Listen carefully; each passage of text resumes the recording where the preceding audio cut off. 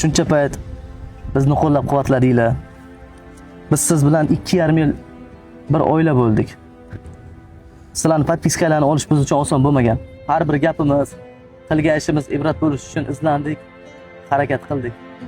Biz qisqa vaqt ichida bachkanalik qilib million obunachi yig'ishimiz mumkin edi. Lekin biz sifatni tanladik. Ya'ni Sizlarni.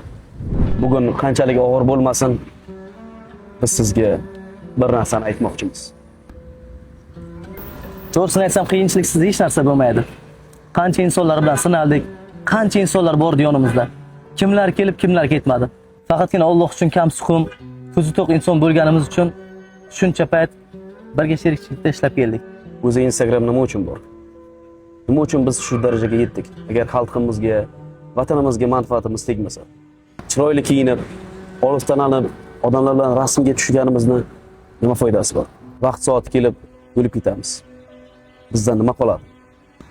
Qisqasi, Bog'bon jamoasi o'z oilasi bilan, ya'ni siz bilan miskinlarni, o'quvchisini yo'qotganlarni, sharoiti yo'q insonlarni uylariga yaxshilik ulash uchun kirib boramiz. Agar uylar bo'lmasa, birga quramiz. Faqat bir savolimiz bor.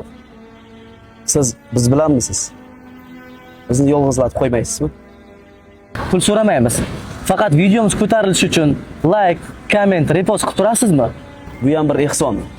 Ehsonga biz bilan birga yo'lga chiqasizmi? Biz esa evaziga kontentlarimizni, videolarimizni kechiktirmasdan sizga ulashga harakat qilamiz. Agar siz bizni bugun ko'rib turgan bo'lsangiz, bizga obuna bo'lib qo'ying. Biz siz bilan birga hali ko'p ishlar qilamiz. Ehson qilamiz, yaxshiliklar qilamiz. Xudo xohlasa, vaqtingizni bekorga olmaymiz. Agar vaqtingizni bekorga oladigan video qilib qo'ysak, bemalol bizni podpiska qilishingiz mumkin. Bizni kuzatishda davom eting. Sizni qattiq yaxshi ko'ramiz.